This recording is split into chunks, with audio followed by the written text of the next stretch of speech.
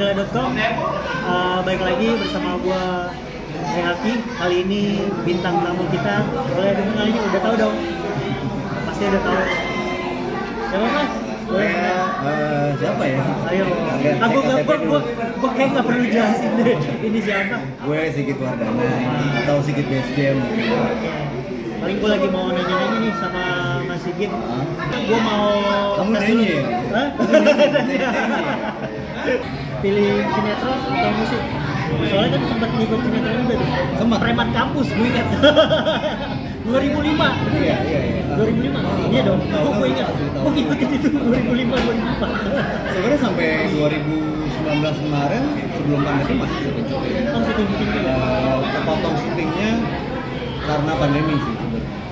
Jadi gue emang nyetop kegiatan syuting tapi keterusan sampai sekarang nih. Sampai 2022 belum syuting lagi. Kalau disuruh milih sinetron atau musik, dua-duanya kayaknya sih gue maruk sih dua-duanya. Yang mana duluan ya? Mau Yang mana duluan yang masuk, yang mana duluan yang kasih DP. Ritual sebelum manggung apa aja gitu. Apa yang unik-unik nih? Apa ya kalau gue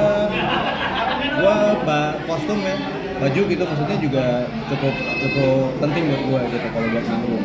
Gak harus gimana cuma yang penting rapi, yang penting bersih gitu ya. Nah, paling itu pertama mungkin gue nyiapin baju biasanya. Kalau di luar kota berarti kan hamin berapa sebelum berangkat ke kota, gue udah siapin bajunya yang mau dipakai apa aja. Jadi kalau misalkan kayak di Jakarta ya berarti misalkan mainnya malam berarti pagi tuh gue udah harus siap bajunya mau pakai baju apa aja, baju kayak gimana sih. Terus kalau misalkan mau manggung nih butuh berapa lama sih persiapan? Persiapan apa nih? Lebih misalkan nih lama waktunya lebih banyak apa dulu nih mandinya lebih lama atau apanya gitu? Oh iya, kalau mandi juga pasti tuh harus ya? mandi harus. Kalau nggak mandi kayaknya nggak afdol. Iya, di luar penampilan ya mungkin kayak nyiapin suara gitu ya. Gua nggak banyak ngomong biasanya, terus banyak minum air hangat karena minum juga gitu. Terus persiapan mental juga sih, maksudnya biasanya sebelum manggung itu gue lebih banyak diem dibandingin ngobrolan di sini. Gue lebih banyak diem. Gak tau kenapa, mungkin lebih kayak nyiapin mental untuk naik ke panggung aja. Grogi kali ya? Masa sih? Tapi nggak apa maksudnya, banyak orang yang bilang maksudnya lo udah sekian puluh tahun masih grogi. Tapi buat gue grogi itu bagus sih gue bilang. Artinya kalau grogi berarti gue masih punya feel-nya gitu, masih udah nggak flat aja. Tapi kalau udah nggak grogi masih flat aja manggungnya. Buat gue ya. Jadi kalau gue grogi, justru gue berarti itu excitednya lebih berasa. Jadi walaupun biasa tampil juga ada rasa-rasa grogi juga. Harus grogi. Ada rasa itu ya? Iya.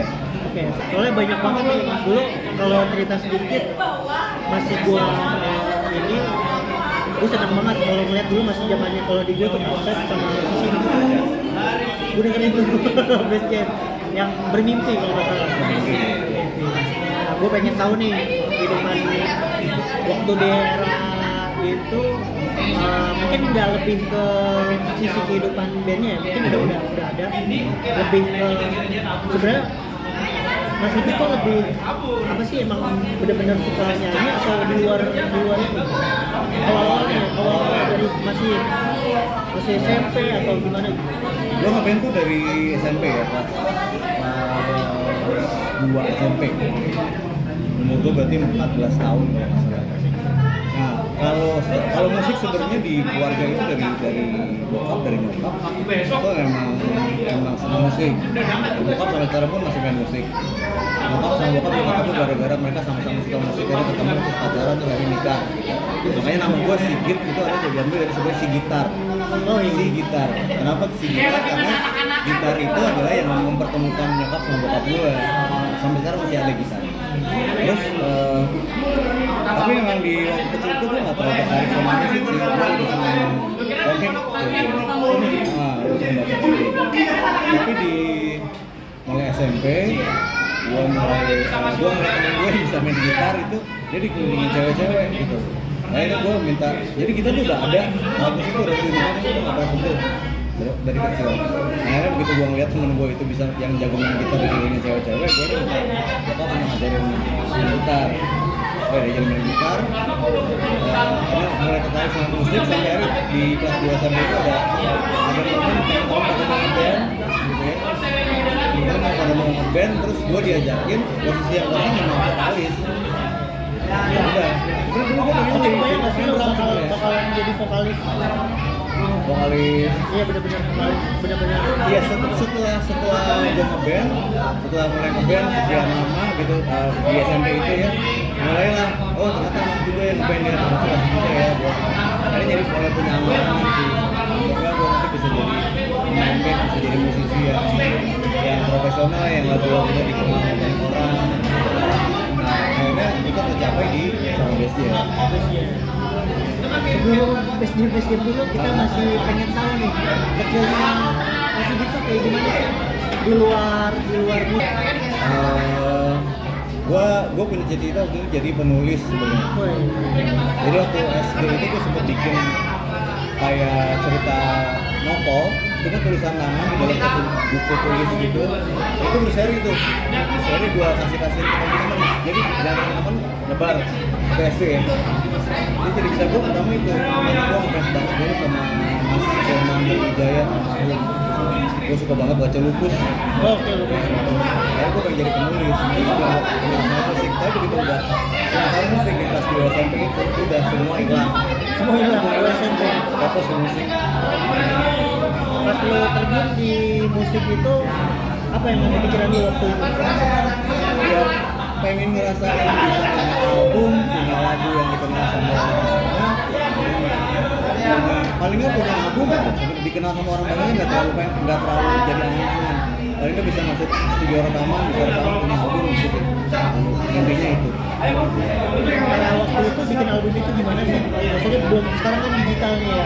Kalau kebayang nggak sih lo kalau dulu? Ya jadi waktu gue Nggak sih ya?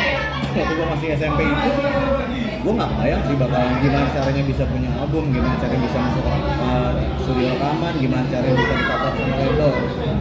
Gitu. Cuma waktu ya kan seiring berjalan waktu, terus gue ketemu sama sebenarnya sebelum Best Jam itu gue udah banyak punya band ya. Di Bogor ya, gue tinggal di Bogor. Gue tuh udah banyak punya band sekolah, antar sekolah gitu. Sampai akhirnya gue ketemu sama teman di Best Jam.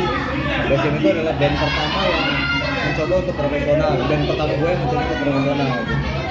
Ya dari situ ini karena visinya sama, misinya sama, jadi dibukain jalannya gitu. Kita bikin demo dulu 4 lagu, ngumpulin lagu, terus kita bikin demo, kita pilih lagunya, kita bikin demo 4 lagu.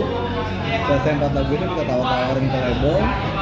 Alhamdulillah tuh ada satu label besar yang langsung hire Best Jam. Kita udah langsung dikontrak 4 album dan langsung rekaman.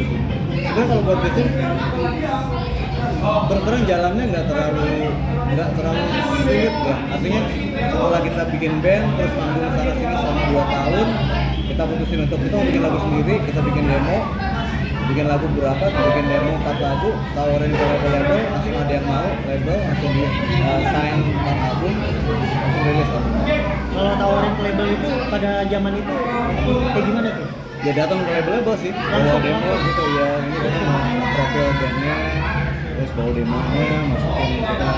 Kebetulan waktu itu sih biasanya dibantuin sama ada salah satu musisi senior ya, namanya Om Ari Sabar. Dan beliau itu yang bantuin kita masukin demo-demo itu ke label. Cuma memang kalau dibanding sama sekarang ya mungkin bedanya apa ya? Kalau dulu tuh memang bener-bener lu harus datang ke label, lu harus masuk ke apa istilah resepsionisnya gitu, ngantri bawa CD sama profile bandnya, tungguin di situ. Kayak model CV gitu ya? Iya, yang model CV gitu. Bisa juga misalnya ditaruh di meja resepsionis tapi dengan resiko mungkin nggak didengerin sama. Butuh berapa lama tuh pada saat itu? Kalau biasanya sih terus terang cukup cepet ya. Cepet ya? Sekitar 2 bulan, 3 bulanan. Apakah karena waktu itu emang pada saat itu kan musisi juga masih lumayan ini kan, banyak juga kan yang nawarin label-label. Oh iya banyak. Emang satu-satunya cara untuk bisa masuk bisa desain sama label ya begitu caranya pada saat itu ya. Karena kan belum seperti sekarang yang apa ya, yang sarana itu untuk SMP tuh. Oh enggak, itu udah SMA. Kalau di SMA zaman itu gimana? Ngeband-ngebandnya terus kehidupan. Gue dikelilingi cewek-cewek. Oh maaf. Gue emang masuk SMA di Bogor ya, namanya SMA 3 Bogor. Emang di Bogor tuh terkenal SMA itu yang banyak anak bandnya gitu ya. Jadi emang dari siapa SMP aja tuh yang lo kenal waktu itu musisi satu itu? Oh, gue lupa. Ya mungkin kalau yang secara profesional jadi musisi profesional, jadi artis gitu nggak banyak kali ya. Cuma maksudnya pada saat itu terkenal kalau SMA 3 Bogor itu banyak anak bandnya, banyak bandnya yang bagus-bagus tuh dari situ. Makanya gue dari SMP emang pengen banget masuk ke situ. Tujuan gue masuk ke situ emang salah satunya pengen ngeband, nggak terlalu mikirin. Jadi tuh mungkin posisinya si SMA 3 ini pada saat itu ya bukan SMA terbaik di Bogor. Oke. Cuma banyak anak bandnya, makanya gue masuk situ. Karena ada sebenarnya nilai gue bisa masuk ke sekolah yang lebih bagus, cuma gue mau ngeband. Jadi emang di situ gue ngeband. Ada nggak sih waktu pas lo milih band gitu, kan ada juga pada zaman-zaman itu band tuh nggak ada ininya sih masa depan iya atau sih, gimana, bener nggak? emang. Gue nggak tahu ya pada saat itu. Banyak apa sih istilahnya paradigma iya pada kayak gitu pada ya, zaman pada itu saat kan. itu ya. Cuma kebetulan memang untungnya orang tua gue tuh sangat mendukung apapun yang dilakukan sama anaknya gitu. Jadi ya udah emang dan juga mereka kan suka musik dan bokap gue juga sampai sekarang masih main musik, jadi mungkin ya sedikit banyak tahu lah ya gitu kemauan anaknya untuk masuk ke dunia musik. Jadi mereka nggak ngarang-ngarang, jadi selama tanggung jawabnya untuk sekolah tetap dijalankan. Kemudian kalau misalkan di Kaliku sendiri nih yang lo rasain setelah SMA, lulus SMA kan berjalan mulus aja tuh, ada nggak di Kaliku yang paling lo ingat pada saat itu di zaman itu dulu deh? Di Kalikunya ya? Sebenarnya gue terus terang di zaman SMA itu terutama di akhir-akhir kelas 2, kelas 3 SMA itu gue banyak melewatkan momen-momen seru sama teman-teman. Kenapa? Karena itu gue udah mulai rekaman, berangkat pagi, pulang sekolah di Bogor, pulang ambil baju untuk besoknya, ambil buku sama baju untuk besok, berangkat ke Jakarta, rekaman sampai tengah malam, pulang ke rumahnya Aris ya, kita CBCM, subuh-subuh berangkat ke Bogor sekolah, gitu terus tiap hari selama sekian bulan. Jadi gue nggak banyak melewatkan momen yang seru-seru sama teman-teman sih di SMA. Bahkan pada saat perpisahan SMA pun gue harus manggung sama Base Jam gitu. Nah jadi ya buat gue sih sekarang jadi nggak ada momennya gitu loh. Jadi gue nggak punya momen itu pada saat untuk perjalanan karir sendiri di setelah itu kan Base Jam terus berjalan tuh. Iya, baru berjalan. Terus berjalan, terus juga sempat keluar masuk juga kalau yang benar ya. Iya. Benar sempat keluar. Itu gimana ceritanya? Pas keluar dari Base Jam.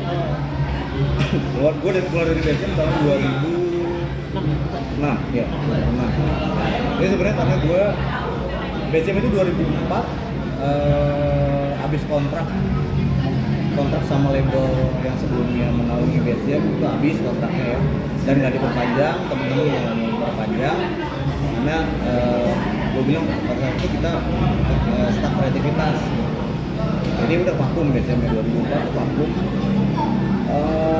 2005 gue bikin band baru, gue merintis band baru namanya Nuva.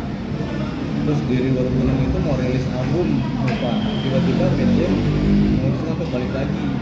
Nah, karena gue ngerasa nggak fair sama temen-temen gue di band gue yang baru aja, gue enak. Kira udah setahun, hampir 2 tahun berjuang bareng untuk dapetin label. Begitu dapet label mau rilis album, masa gue tinggalin gitu kan. Ya udah, akhirnya gue memutuskan untuk resign dari Base Jam.